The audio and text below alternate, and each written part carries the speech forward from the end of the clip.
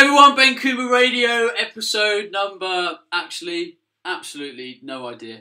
Things are very busy. I am interviewing all sorts of people at the moment. I'm getting, very rudely, my PA is going on holiday for like 3 weeks to America. I'm sure she's going to have an amazing time, but it means I've got to do loads of work to help her out, but she's amazing, so I don't mind. Today's going to be a good show. We actually talked about this guest probably by the time this goes out, about 6 weeks ago. We had a listener who said that she was doing one of this guy's programs, and she'd got loads of really good results with her training, and we started to delve in to her training specifically because she wasn't getting the results she didn't want anymore, and we started to go over training specificity and stuff like that. Anyway, I have this guest on the show today, Mike Matthews. Hello. Hey, finally, man. That was my fault too. I missed 2 appointments, like ridiculous. You did. If you missed today's appointment, you owed me $1,000. That's right. You turned up. Actually, when I came in this morning, I was like, oh, wait, there's something today. Something's important today. And when I look at my calendar, I'm like, oh yes, there we go. Not missing this one. You saved your own bacon. Mate, for people that have no idea who you are, give us a little synopsis. Who is Mike Matthews? Well, long story short is I got into fitness. I mean, I grew up playing sports, playing ice hockey mainly. And when I stopped that around 16, 17, that's when I got into weightlifting as just a way to stay active. Didn't really know what I was doing, of course. Read magazines, did, whatever, all kinds of silly things. It was more just a thing I did with friends, and I knew that I didn't really know much, but I was fine with that because it was kind of just something to do for fun. And then, I don't know, 6, 7 years go by, and I stuck with it, and obviously had gotten somewhere with my body just because I was consistent with it, even though the types of training programs I was doing were just stupid, and the type of stuff you find in magazines, the traditional kind of bodybuilding, just high reps, superset everything, drop set everything, sit in the gym for 2 hours a day, blah, blah, blah. And along the way, I had met, I guess it was when I started meeting some different powerlifters and bodybuilders that they had said at the time that they were natural, of course, like everybody says. Looking back, no, they were not. But it was still impressed me the way that they looked, and because I didn't even really have a concept of what my body could look like really, or even what it was like to be under 10% body fat or anything like that. And so, but what was cool was some of these people that I got to meet was they turned me on to good advice, actually, very different than what I was doing, where they were saying, okay, in your training, for instance, you're doing all this high rep stuff, you're doing all this isolation work, you're doing all this volume every week. You should change that. You should be focusing on heavy compound lifting. You should be increasing the intensity, reducing the volume. Frequency, obviously, I think it's more up to the person in terms of if you want to train something 3 times a week, you only can do so much in a week, whether it's in 1 workout, 2 workout, 3 workouts. But they started turning me on to better training principles and kind of giving me like, hey, I never read Starting Strength, for instance. You should go read Starting Strength. You should go read these different, kind of classic bodybuilding or weightlifting books that actually are based on good science. And then with dieting, there was the first real introduction to like dieting is a numbers game. Forget about all the shit you hear about you have to, you can't eat carbs after this time, or you can't eat these types of foods, or you have to eat these types of foods. Here, you want to get lean? I remember he's like, these are your numbers. Eat, whatever it was, 200 protein, 200 carb, and 50 fat a day. I don't care eat whatever you want, but it's a good idea to eat nutritious foods, but I'll leave that up to you. And that was I just did that. And that was the first time I'd ever gotten, I have still a picture of it, where I was amazed. I was amazed. I got maybe down to 8% body fat or something. And I was literally, it was like a revelation. So that then just got me more interested in further educating myself, more about how the body actually works, the physiology, as opposed to just kind of mainstream what is trendy or what's in the magazines right now, or what book is selling well right now. And from there, ended up reading just a ton of scientific research and quite a few books as well. And along the way, in 2012, I had published my own first book, which was Bigger, Leaner, Stronger. And before that, I had helped friends and family and stuff, people that would just they'd seen my body the change that I had made in my body, which is pretty dramatic. And we're you know, what are you doing? What are you doing? How do you do that? And just kind of telling people what I had learned, at least up to that point. And so yeah, that was kind of the beginning, I guess. I didn't really even intend. I didn't have some master plan to become some fitness guru or something like that. When I published Bigger, Leaner, Stronger, it was more just I had more of an interest in writing. And Kindle's KDP platform was getting a lot of media attention at the time because of, you know, mainly fiction authors like John Locke, these guys that, you know, I think maybe he was the first, I think it might have been the first real thing I heard about. Like some dude sold 1 million books on Kindle. I was like, that's crazy. And so that was 2012. And, you know, I don't know, maybe 10 people bought it in the first month. And I was like, oh, that's cool. Somebody bought it. I didn't even really, you know, it was just kind of like I had a different business at the time and I was doing different work. This was something I just did at night just to kind of see if anybody would care, basically. And by the end of, so then things picked up. Maybe I sold 20 copies the next month, and then it picked up and kind of grew exponentially. And by the end of 2012, I had written 1 or 2 other books, and I was putting more time into this and seeing that there was an opportunity here, and getting a lot of good feedback from people that were experiencing the same types of results that I experienced by just dieting and training better. And so then I decided, okay, this is a real opportunity. And I've always, you know, enjoyed fitness. I've always been passionate about fitness, and it's cool to help all these people and see them, you know, experience what I experienced. And so I kind of, in the beginning of 2013, decided this was going to be my full-time work, essentially, and started getting Muscle for Life built. I mean, I didn't build it myself. Obviously, I paid to have it built, and then that launched in March of 2013. And I've, you know, since then written maybe probably close to 1 million words of content on Muscle for Life, a lot, upper high hundreds of thousands, and published more books and started a line of workout supplements and building a workout. I don't know. I'm in all, whatever. I'm doing all kinds of stuff now. So I guess that's a long story short. I don't know. Yeah, it's tough. The more you go around or follow into your career and you build it, at this point in time, people say, what do you do? And you kind of try and pinpoint. You're like, I do so much within a day. And I suppose to us, it just seems like normality, but trying to explain that to someone else where you have staff, you do writing, you do all this kind of stuff, and you work in this internet age, it's all still a bit consuming. It's like when you explain it to your mum. You just sort of tell her, Mum, don't worry, I'm okay. I've got a house and I have bread and water on the table. And I'm not a drug addict. So. Yeah. Sometimes when people, if they haven't seen me a little bit, like, so you still like doing that book thing, or like, yeah, still doing the book thing. Yeah. It's usually you still doing the fitness thing. Like you're still getting paid for being fit. Like. Yeah. So you talked a little bit about obviously the different points in your journey and your change. Now, correct me if I'm wrong. I've seen an image of you on Google Images where there was 3 images together, and it looked like you'd worked really hard at a particular time point. And I think there was a blog around it where there was a turning point where you went from what looked like quite a big guy, fairly in shape, but then went super lean, super shredded, and kind of almost from what I can see now, we're speaking on YouTube, have kind of maintained that look. Yeah. That doesn't seem like that was an awful long time ago. What was like the turning point of you really discovering your body? You mentioned the whole macro and the numbers thing. Is there a particular set of tools where you right, these are the tools?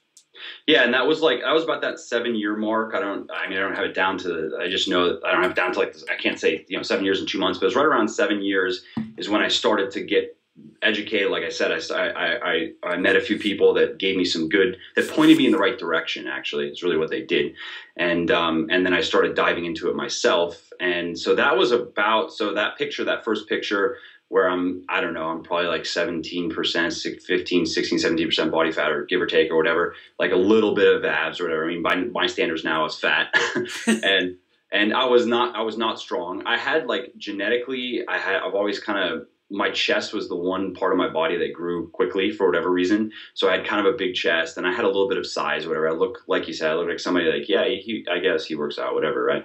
And so that was kind of the result of many years of a lot of high rep, a lot of isolation work, a lot of just bodybuilder, your traditional bodybuilder type of workouts, and very little squatting, heavy at least, very little deadlifting, no deadlifting actually, and obviously a lot of pressing, because that's like, you you can't ever not train your chest.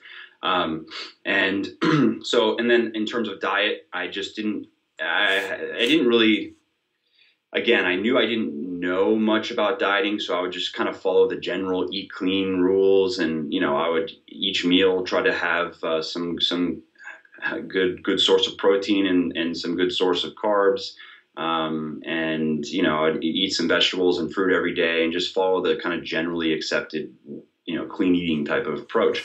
And so that was around the 7-year mark.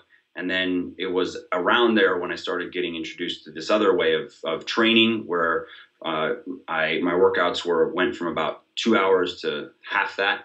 And my focus in my workouts became getting stronger on my big lifts, on my squat, deadlift, bench press, military press. And I've played around with a lot of frequencies, training everything, doing an upper lower type of splitter, push pull legs, rest, push pull legs. And I have, and now I've worked with so many people, and we've tried different frequencies and splits. I still like a traditional type of split where you're training one major muscle group per workout every 5 to 7 days. And frequency in terms of 5 to 7, I've found kind of depends on people's condition, age, even genetics, what they're doing with their diet. If they're in a calorie deficit, you're going to need more recovery time than if you're in a calorie surplus. So there's a little bit of flexibility there.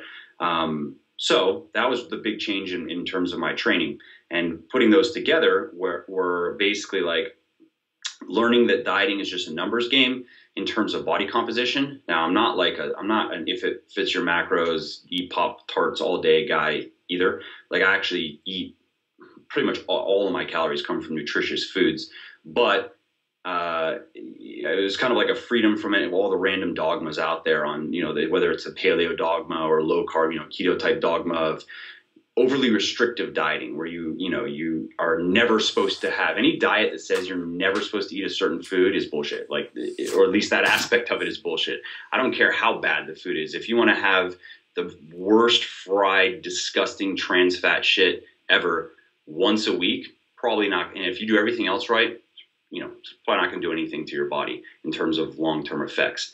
Because it's not really like, our body is not what we eat. Our body is what we do, what it does with what we eat. So this is an important distinction there. It's not that you eat one unhealthy thing and now you've just made yourself less healthy. It's not that, cut and dry or black and white. So those were the two big changes that I made around that 7-year mark. And then the next picture was like taken a few years later.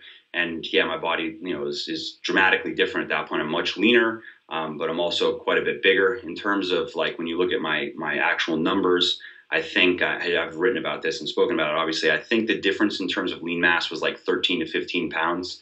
And that's pretty good considering that, over like a 3 to 3.5, 4 year period. Considering that I had already been training for 7 years and had put on a fair amount of muscle already.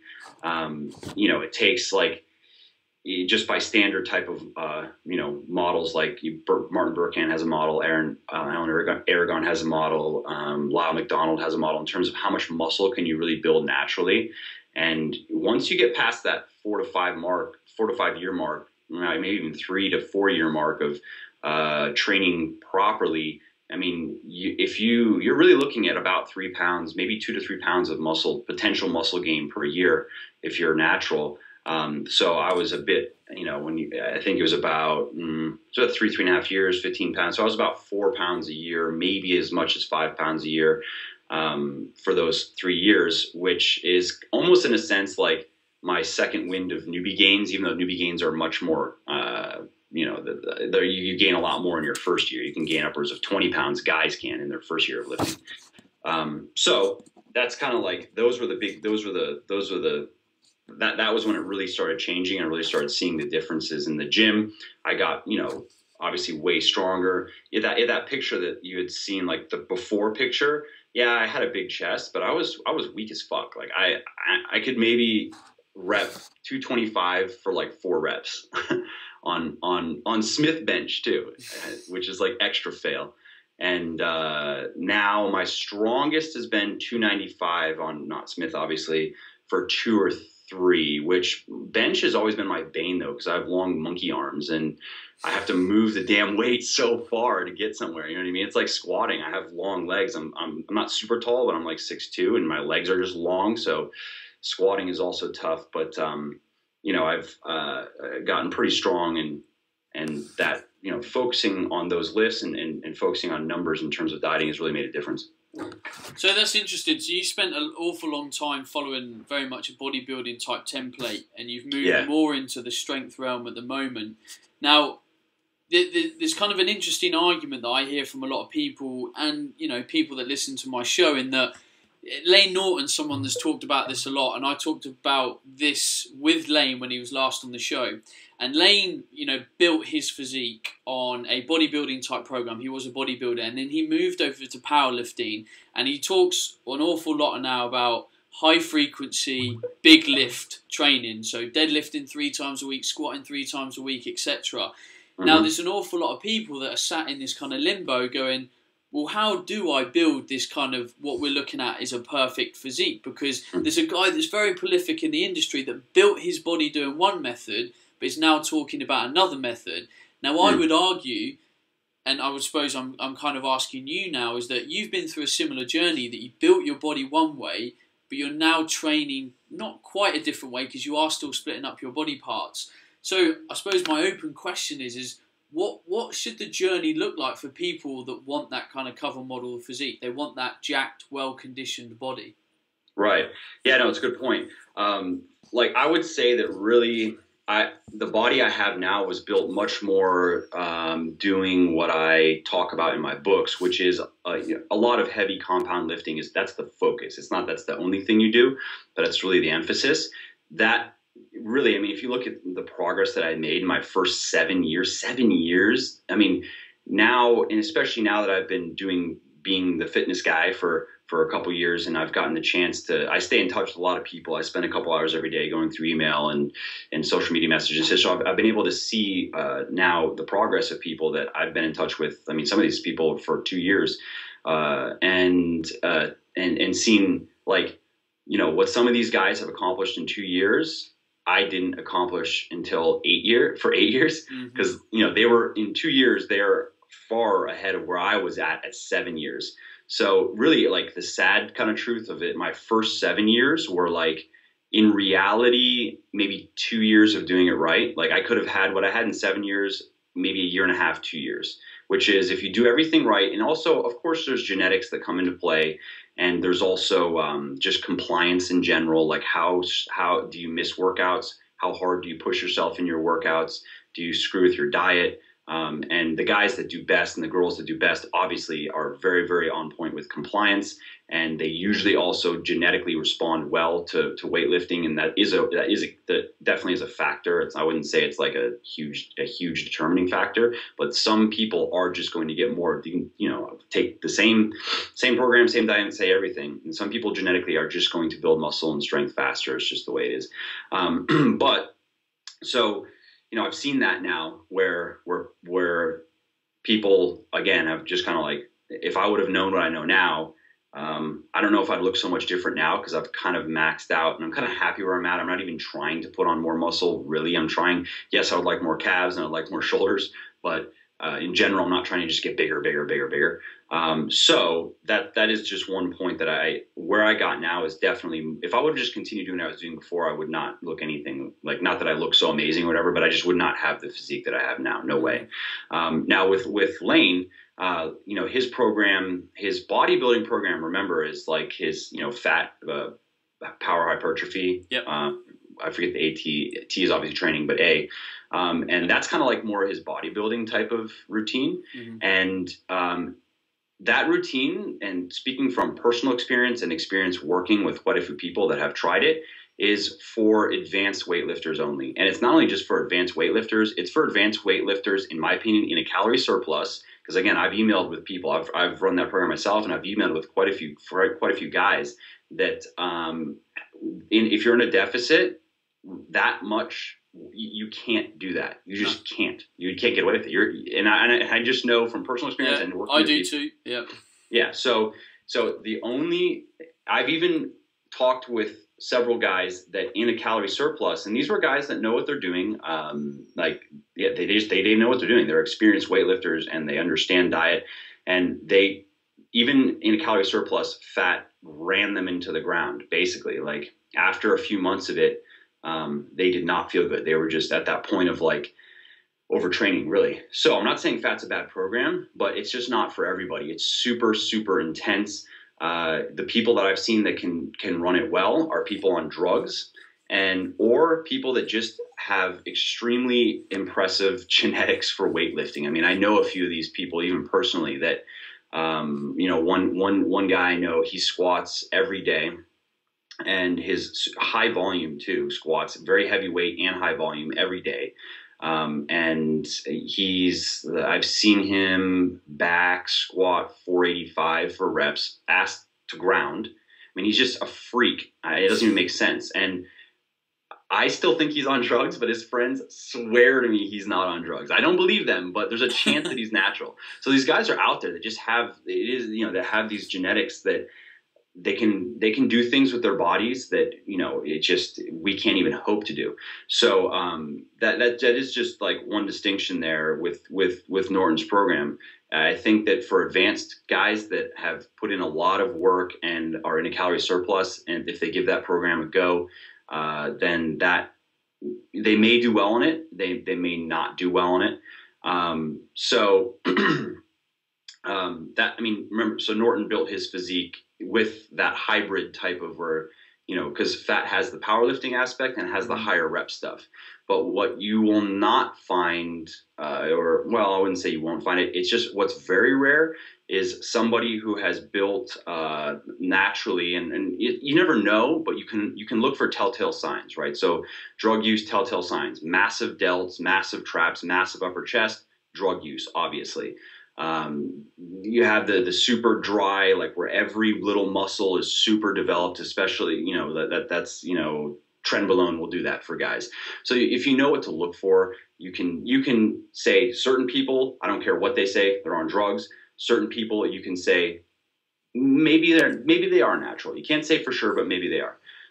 So it's hard to find people that are in that other category of like, there's a good chance that guy's natural, that has built a really impressive physique doing and when I say traditional bodybuilding routines, I mean where like everything is really high rep, 10 to 12 rep and up, and you're doing a lot of drop sets and supersets, and you're doing super high volume on one muscle group per day. That's just hard to find. I mean, there are guys that train like that now that they have the physique, because you can maintain a good physique with doing that. Like, I think Scott Herman's a good example of that, where he has a good physique. I think there's a very good chance that he's natural. But I've spoken with him, he just likes high rep stuff. He didn't build his body doing it, but he just likes it. So now that's what he does. I don't know. That's kind of my take on it. Okay. I'm going to be an ass, though, and turn the question around a little bit. So there's a guy listening to this podcast, and he's sitting here going, okay, I want a training program that's going to give me a body like Mike Matthews. How would I do it Monday to Sunday? Tell someone how you think. Just off the back, they might structure that. Because I think even though people have listened to Lane and you and me and all sorts, they still don't know high rep, low rep. Do you do a mixture of high rep and low rep in the same week? Sure. So like what if someone was new to weightlifting, I would say the emphasis should definitely be on higher weight. So like somewhere between 80 to 85% of your one rep max, which would be maybe the 4 to 6 or 5 to 7 rep range.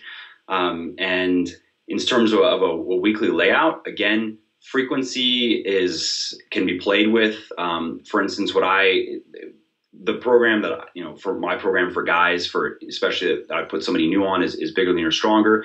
And that is, you're doing one major muscle group per day, and then you're doing a little bit of extra upper body work later. And so you're doing your upper body work earlier in the week, and then a little bit of extra upper body work, higher rep, which is less, it just causes less muscle damage. I mean, that's what you really start to learn when you especially, I mean, I experienced it when I transitioned from the high rep stuff to the low rep stuff. Is the heavier the weight, the lower your volume has to be. You can't, so like your workout for chest, let's say you were used to doing 150 reps because you do a very high rep stuff, and you've been doing, that's what I used to do. I used to do that very high rep stuff, maybe even more reps per workout. I did it for years. I never ran into overtraining or anything, and I made some gains. I didn't gain much strength in the overall picture, but I built some muscle, which, I mean, it's not that high rep training can't build muscle. There's a study that Schoenfeld recently, I actually mispronounced it, Schoenfeld? Yeah, Schoenfeld.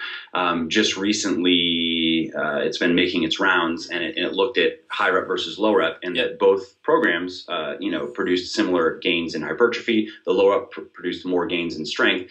But one thing that people have to keep in mind is that high rep training was a lot tougher than the low rep training. Like, those guys puked. Several of the people doing the high rep, they were working out until they threw up. And the amount of time they were spending on the workouts was a lot more than the low rep guys. And the amount of just, punishment was a lot higher. So in a sense, obviously one study doesn't tell us everything we need to know. We can't extrapolate that over, and say, oh, for the next 5 years, that's how it's always going to be. But, for that study, just, you kind of were like, you could do less work and make the same amount of gains and not puke, or you can squat until you puke, and, which one do you want to do? So I would say that and this is like, there's obviously the rep range debate. What's the best rep range for building muscles? A never ending debate, but you can make scientific based arguments for either side. I'm speaking from my understanding of the science of it, but also my experience I've worked with thousands of people by now, because I don't charge for it. I stay in touch with a lot of people, and I find it a better way, because I get exposed to a lot more circumstances and, a lot more people with different ages and different genetics and how do they respond to things. And I'm 100% like, for me, there's no question that emphasizing the heavier weightlifting is the key for a natural weightlifter building a physique. Now, if you already have a great physique and you just want to maintain it, sure, you almost can do whatever you want. You could probably maintain it on a weird body weight routine with adding some, weight like backpacks and stuff or whatever. But building that body, so in terms of a week layout, I would say, if I go back to the Bigger, Leaner, Stronger, very simple, where your first day would be, let's say it's a 5-day routine, 2 days off, where you'd be doing your chest, would be your first day. You're doing heavy bench pressing. It's also exercise choice is very important. I used to do a lot of stupid exercises like flies and push-ups and things that just don't really produce that much. And flies get dangerous as you get heavy. You can hurt your shoulders if you're trying to do heavy flies. So heavy bench pressing, heavy dumbbell pressing, heavy weighted dips when you get there, if you can do that. The next day would be like your pulling work, so heavy deadlifts. I like heavy barbell rows. And if you want to be doing some high rep stuff, some guys like it. I'd say it's more relevant, like periodized type training is more relevant, I think, to advanced weightlifters, because the problem when you start lifting is you're so weak that you can't do much to your muscles in the high rep ranges because you can't move any weight. I think that there's definitely like a reverse pyramid type of style training is very good for advanced weightlifters, because you can use that low rep stuff to continue building your strength, but then you can still move some significant weight on your high rep, which is useful for purposes of progressive overload and for muscle damage. Whereas when you're new and you're weak and you're pumping away, on a bench press with 25 pounds on both sides, that's not the same as when you, in a couple years, you can, let's say, get 10 reps with 225 or 245 or whatever it is. So you're still moving some significant weight, even though you're in that higher rep range. So that second day would be your heavy pulling, including heavy deadlifting. Now, again, this would be another topic, but in terms of frequency, again, I've kind of come back to one major muscle group a day, and every 5 to 7 days is how you're hitting it. And also, when you are focusing on compound lifts, obviously there's more involved in a deadlift than just your back.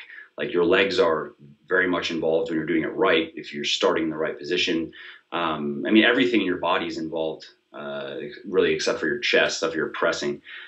So when you are focusing on, so when your first day is heavy bench pressing, obviously that's involving more than just your chest.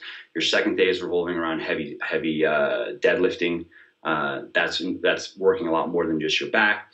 The third day, it kind of depends on if someone might want to train arms. Like I would rather do arms that day and then do shoulders the next day to give them a little bit of rest from the Monday, because that heavy pressing is going to make at least your front delts sore. And I know like arms training is kind of, some people think it's a waste of time. I disagree. I think it's maybe not necessary if you want to maintain your arm size. I think you can maintain arm size and most of your arm strength with just heavy compounds. Do a lot of heavy pulling, and your biceps are not going to shrink. But if you want to build your arms, I've found that, and you'll see this like with guys that do a lot of starting strength or have only done starting strength or 5x5, where they'll have very big lower bodies because the emphasis is very much on the lower body, and kind of underwhelming upper bodies, and especially underwhelming shoulders and underwhelming arms. And, again, not that those are bad programs, but in terms of their strength programs, in terms of aesthetics or whatever, I think there's a little bit lacking. So that third day would be arms. And again, I emphasize the heavy lifting on everything. And if you're going to do lighter weight, higher rep stuff, do it after the heavy stuff. And then Thursday would be your shoulders. So that'd be your heavy military pressing or overhead pressing. And then I like to do also some isolation work, some side, because I found that to get your shoulders to get that capped kind of look, pressing is just not enough. The side and rear delts, they're just not involved enough. Rear delts are involved in deadlifting, but that side delt will just sit there, in a state of almost atrophy compared to the other ones. I mean, not literally, but I found that just doing enough side raises over time is enough to keep the shoulder developing, and rear raises as well developing equally. And then Friday would be your heavy squatting, your legs. So exercises like back squat, front squat. I like the hack squat on the sled. I think leg press is fine. Lunges are good. Bulgarian split squats are good. You have a lot of options. And so that'd be like the base of the program. Now, in terms of like I mentioned there's some additional upper body work. So if you're doing a lot of guys, probably like the number one complaint that I hear from guys in terms of which areas of their body aren't developed enough is chest. For sure, chest, and then probably second would be arms, but chest is the most common, and it also just seems to be one of the most stubborn body parts on a lot of guys. So there's a little bit of in my Bigger Leaner Stronger program, there's a little bit of extra chest pressing on. So you're doing some heavy chest pressing on Monday, and then you're doing not powerlifting heavy, but it's still pretty heavy, and then you're doing a little bit of lighter, like 8 to 10 rep pressing on Thursday. So. But again, because you've done quite a bit, it's not, it's probably about 60 to 80 heavy reps, 60, 70 heavy reps on Monday. And then you're doing 30 lighter reps on Thursday.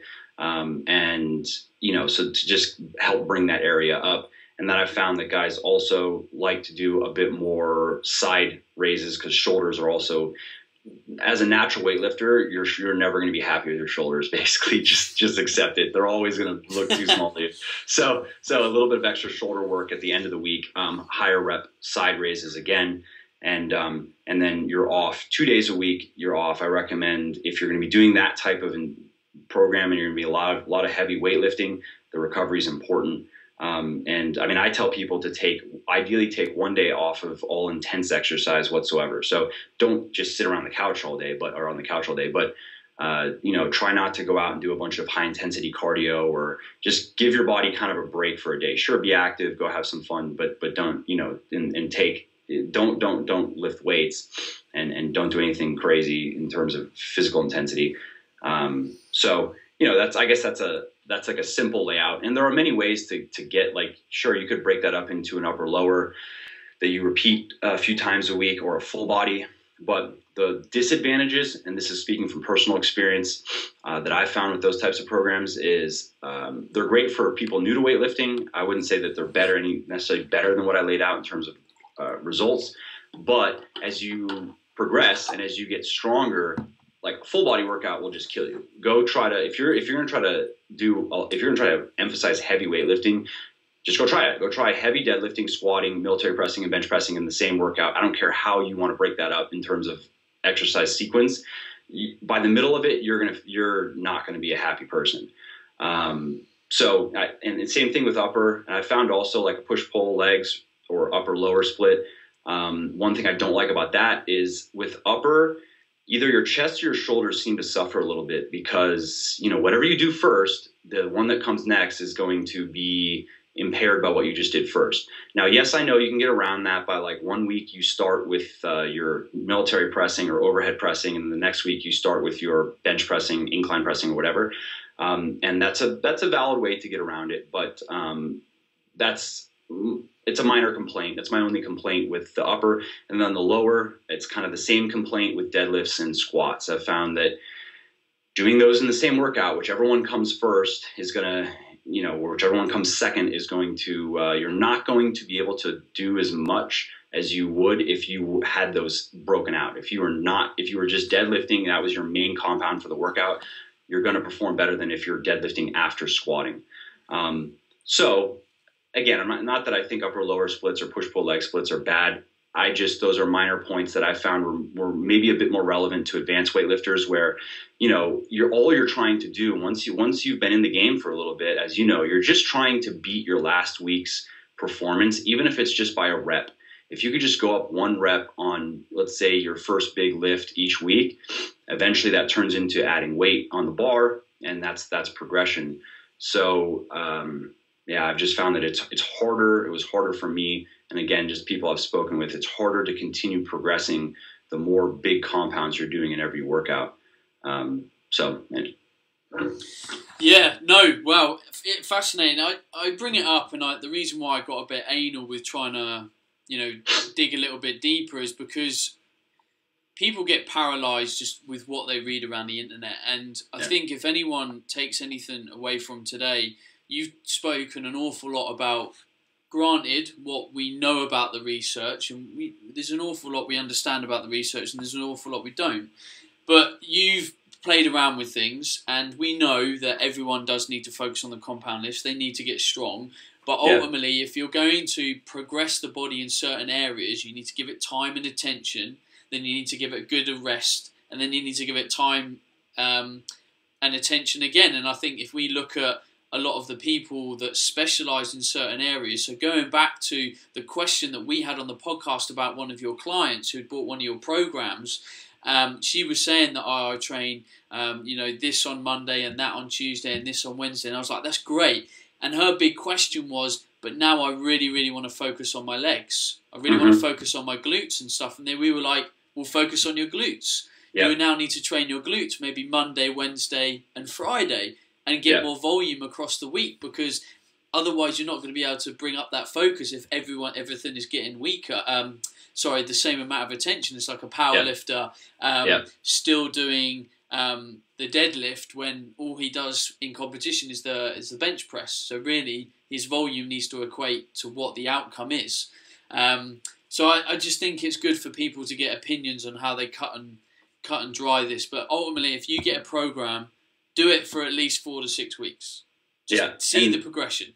Yeah, exactly. And that's the real selling point, I guess, of any of my stuff is that, I get a lot of emails from people that are really surprised to see how well their body responds to, because there are a lot of big changes there. When I originally moved from that more bodybuilding type, like the magazine workouts to what I do now, is the same type of thing where I immediately saw, obviously the changes in the mirror are not as, a month, yes, you can see a change, especially if you're dieting to lose weight, but it's not like it's going to be a transformation in a month, but can see a change in the mirror, but really see a change in the gym. Like I actually started making strength progression, which I'd been stuck on pretty much everything for quite some time.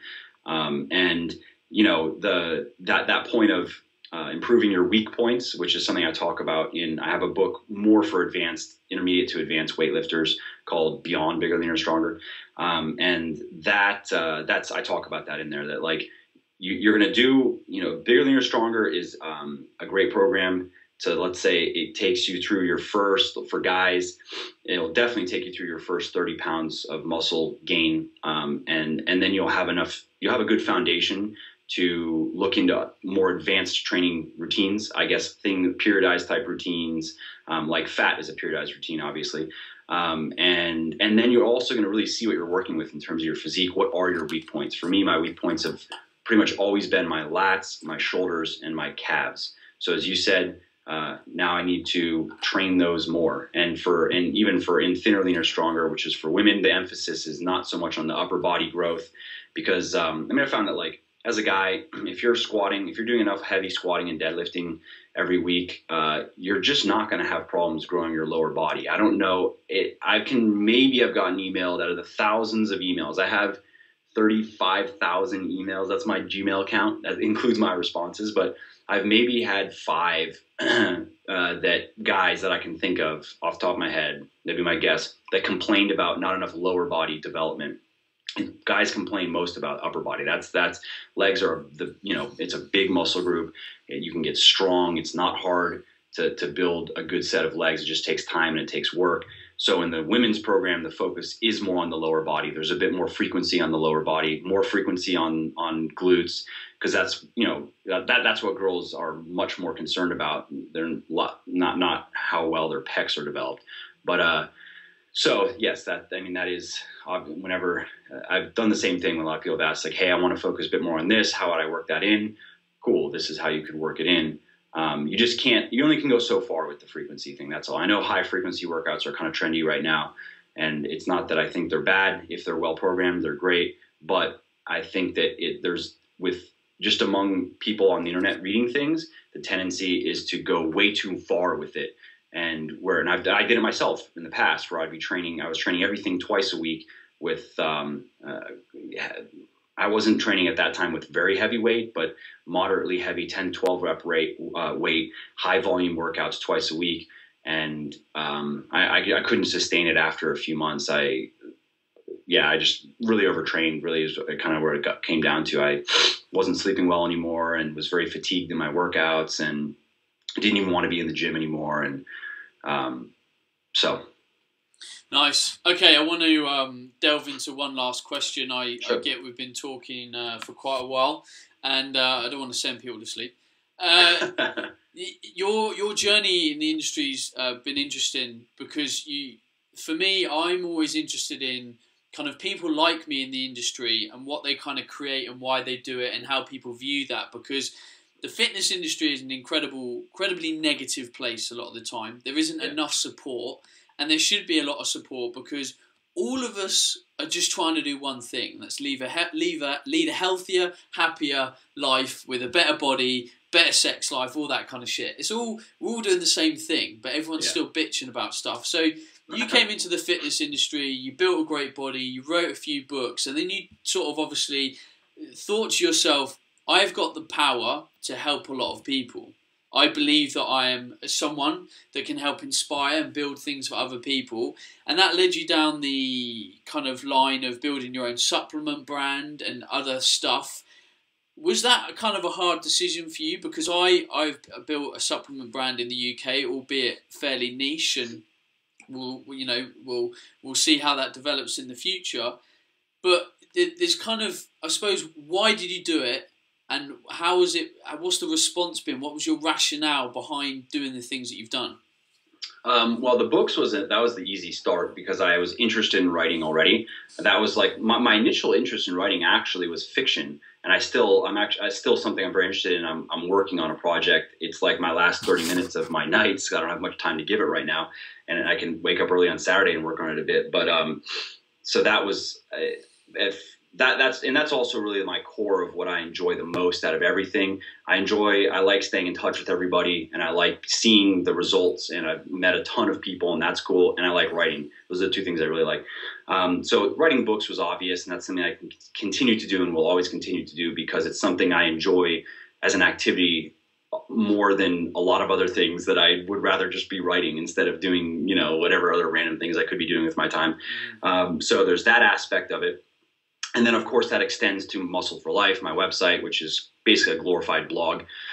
So that's why I write a lot there. I have a blog over at Legion Athletics, which is Legion's my supplement company, which I say it's a supplement company, but we're getting into apparel. We're going to be doing probably some workout gear as well. I wanted to go beyond just supplements.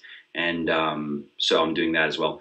And so that was obvious. And in terms of supplements, that was how, Legion started.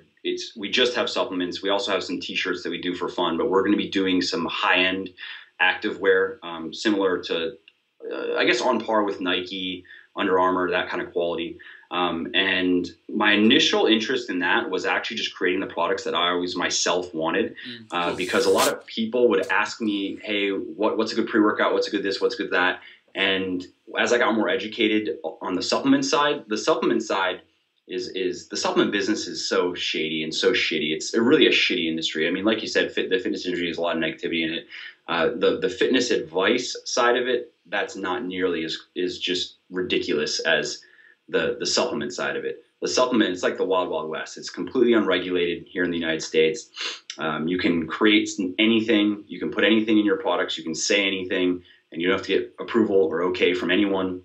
And if you're really, really bad, you might get caught one day. And even if you do get caught, it's very possible that nothing's even going to happen anyway. So whatever, you know what I mean? And so I would have trouble, like, I only would use a couple products myself, a protein powder, a pre-workout, or, sometimes not even, because certain pre-workouts like C4 upsets my stomach. And would make me feel nauseous sometimes. And so I tried different pre-workouts, try to find something that at least made me feel something that didn't also make me feel sick or make me jittery or give me other unwanted side effects. And so that was the beginning of the supplements. Is it possible to do this better? Can it be done better? And basically, like, now that I launched Legion last year, was Legion's first year. So we're now into year 2. And so I have some experience now, and I've spoken with quite a few manufacturers and other people in the industry. And, the big problem with the supplement industry, as I was kind of explaining, before the podcast, is the retail model doesn't allow for good products to be made, because you can't spend enough on manufacturing, is really what it boils down to. The shirt that I'm wearing, probably cost Nike 50 cents to make, and I paid whatever I paid for it. I don't care. That doesn't upset me. I'm still going to continue buying this stuff because I think I like it, and I don't care what their profit margins are, and that's fine. You would know that, as a consumer, you don't think about that when it's simple. I like the shirt. It fits me. It feels good. End of story. Supplements is different. Supplements, that pre-workout that you pay $30, $40 for, cost for manufacturing on average maybe $3, and because that manufacturer, the supplement line, they made it for $3. They sold it to the distributor for, let's say, $10. The distributor sold it to the retailer for, let's say, $20. And then the retailer is selling it to you now for $40, $39.99. They can discount it. They can do what they want or whatever. So but that's how that model has to work. That supplement company needs high margins because all their money goes into their marketing, which is very expensive. If you want to be running ads and you want to be going to these expos and you want to be sponsoring bodybuilders, a lot of money goes into that. And the distributor needs their cut, retailer everyone needs their cut. And the problem is you can't make a good pre-workout for $3.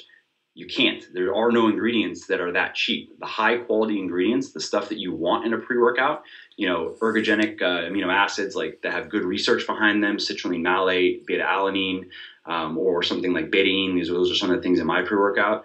They're expensive. And if you want to use them in high enough quantities, that's also one of the big bullshit parts of supplements is, yeah, beta-alanine is good. There's good research behind it. But how much do you have to take to really get anything out of it? Well, there was one of the studies we reference in why we chose to include, or like my pre-workout has about 5 grams of beta-alanine per serving. Why 5 grams? Because there was a meta-analysis that showed, they looked over about 30 studies on beta-alanine and determined that was the dosage that produced the optimal effects, was about 4.8 grams.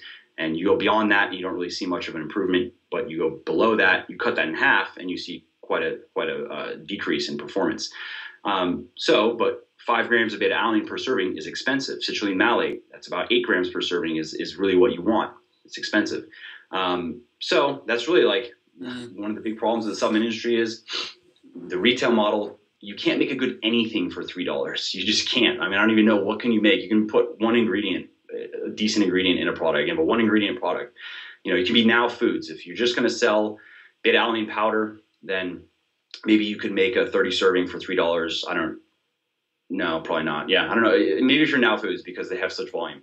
So, so that's kind of what I learned when I started looking into the supplement industry is, okay, it's a bunch of bullshit. It's a bunch of hyped up marketing shit, that misuse of science and just misleading and lying and whatever. But it doesn't have to be done that way. I can make good products and spend a lot more than other people are willing to spend on my production costs because I have an ecosystem that will drive sales. I don't have to spend nearly as much as these other companies on advertising because I've sold 300,000 books in the last 2 years. I probably average 20,000 books a month. My website, it gets over 1 million visits a month.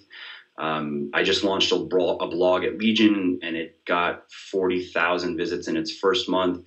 I want to build that up like I've built up Muscle for Life, but we're going to build it up faster. So by just doing, I mean, obviously there's a lot of factors that go into why things are going like that.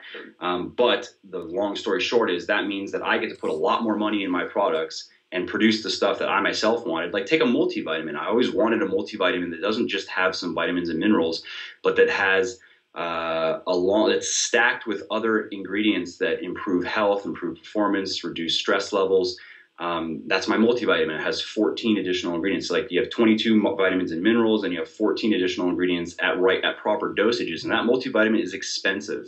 I challenge anybody to try to go ahead, go try to make that product, and let's see how much you have left for your marketing budget and for your fucking Lamborghinis and shit. So that was my approach with supplements, and just doing it. I guess kind of sounds like I'm trying to be sanctimonious, but with some integrity. No, and the reason why I ask is because when I look at people like you in the industry and I look at myself, the reason why I do everything that I do is to help other people, and just the rationale that you've just used in that, okay, I'm a guy, I like to keep fit, I've got myself in shape, I've used this program, I'm going to give this program to other people, and yes, I am going to charge for it. I'm going to put everything I know into a book, and yes, I'm going to charge for it. All the supplements I'm using suck, or they're too expensive, or they come with ridiculous amounts of sweeteners or fillers or whatever. I'm fed up. I'm going to go and make my own. And I'm going to charge you for that. But the reason why I'm doing it is because I believe that there's so much shit out there. I can form kind of clarity. And I think you will probably feel the same way I do sometimes, is that sometimes you feel you have to justify your actions quite a lot because you are a guy. In my books, I'm like railing on supplements, and then how do I make that jump from saying the supplement industry is basically a big scam, and the vast majority of bodybuilding supplements are just garbage, don't even waste your money. Oh, but by the way, here are my supplements. Yeah. So that takes, I think I bridged that well, but it takes explanation, it takes education. It's not just, oh, hey, by the way, I have some supplements. There's a story of like, well, you just said supplements are bad. Now you're saying buy my supplements. What does that mean? Mm-hmm. And yeah, so that's like, there's a bit of a story of how did that happen? Because I didn't, in the beginning when I was saying supplements are bad, I didn't have my own supplements. It's not like I had, like I said, I didn't roll out this big master plan of like, how I'm going to go from pointing out all the flaws of the supplement industry. Oh, simultaneously with my own line. Here we go, guys. You know what I mean? Mm-hmm. I think all you can do is really be honest, because people will form their own opinions. And, if people will see that you're genuine in what you're doing, and, I've had a certain amount of exposure to your work and I can see that what you do is genuine, but I like to kind of talk to other people about it, because I think the perception of how other people see the fitness industry is interesting. And I did a survey via my email list very recently, and it was all about the supplement industry and what people think about it. And we got an awful lot of people responding back, and everyone that sort of answered was like, I get confused about supplements. I never really know what to take. None of the companies are ever transparent. none of the companies ever help educate you on why you actually take the supplements, rather than saying, oh, take 3 servings a day. Fuck that. Yeah. No one really needs to take 3 servings a day of whey protein. Yeah. And it's amazing. So I think that's why I kind of opened up that can of worms, because there's a whole load of consumers that still are very confused about what to take and why. And like you, I probably take about 4 supplements a day, and that's it. Yeah. Whereas I mean, 5 years ago, it might have been 10 supplements. Health. I'm more interested in health supplements than like for working out. I like pre-workout before I work out because it helps me get a better workout. So I think it's worth it for that. Whey protein because it's convenient. Creatine because it works. And, in my creatine product, there's also another amino acid that can help with muscle soreness. So I use that product. But, that's in terms of like, workout related things. And then I have a fat loss product. If I'm cutting, then I use that. But I'm more interested in health stuff, like the things that I have coming out. Like I have a greens product that I'm super excited about because it's just stacked full of awesome ingredients that are more for health reasons than I just want to, gain an inch on my biceps kind of thing. So, I take, I'm not quite a few supplements. I take a fair amount, but it's things like spirulina. I take a ginseng more because it's fish oil, because I don't like to eat the fish that are high in fats are just, I don't like. So I use fish oil instead. So a lot of my supplementation is more health related. And because there's only so much, you just can't do that much naturally with supplements to build more muscle and lose fat faster. There are only really a handful of molecules that are going to do anything. Mm-hmm. And sure, and also just so the listeners, and I mean, you've probably said this many times, just giving your stances on things. If you don't have the money for supplements or you don't want to spend the money, you don't need supplements to build a great body. The right supplements can help speed it up a bit. But it's not necessary at all. If you eat right and you train right, you could never, have a whey protein shake in your life or a gram of creatine ever go in you, and you can still have the body you want.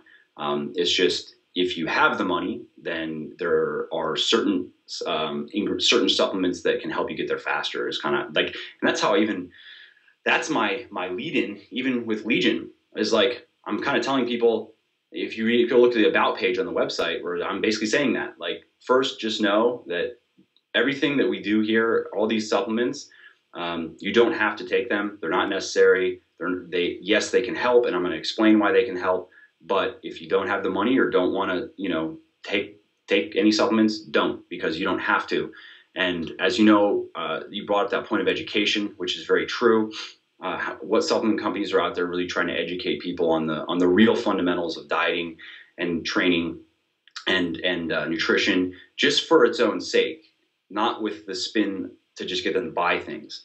And that's also something I'm very big on, and that's why I started a blog at Legion, and I'm going to be doing a lot of other things in that to live that even more, where we're going to be helping people.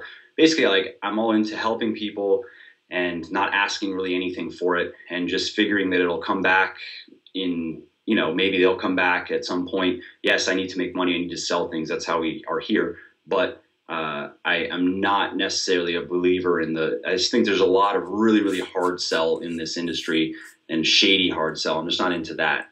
No, I agree. I think what you've done with Legion Supplements is great. I've seen it. Think it's really good. It's really clear. And I like the rationale of why you sell what you sell. Mike, I need to wrap up this show because classily, I've got to go and get a haircut. So that's the honest truth. I need to get... That's why I'm wearing a hat. I'm recording this just before I ship out to Body Power, so I need to go and get my lid trimmed so I'm looking sharp. Mike, I want people to find out more about you if they're interested. What are the best links? Where do you want to point people to? Just Muscle for Life is probably the best way to come check out my stuff. So that's muscleforlife.com, and you can see what I'm all about. I post several articles every week. We do some recipes. I do some health and fitness stuff. I intersperse some kind of business and life stuff in there as well. And that's really the hub. Anything else that I'm involved in, you'll find it, over at Muscle for Life. Nice. Mike, you've been an awesome guest. Thank you very much. Keep doing what you're doing. I think it's fantastic. And you said you might be at Body Power next year, maybe. So if you are, I will definitely come and shake your hand. For everyone that's enjoyed the show, thank you for listening and doing the massive honour of sharing it. When you see it come up on Twitter, Facebook, give it a share, give it a retweet, send it to a friend, tag them in it on Facebook. The show won't grow without your input. That's really, really important. If you've yet to leave me a review on iTunes, please do so. Mike, thank you again. Yeah, thanks a lot for having me, man. It's great. And for everyone listening, I will see you next week on the show, back with the Fox. Hey everyone, Ben Coomber Radio, episode number 141. Wow. I've got a big guest today. This guest you will know of.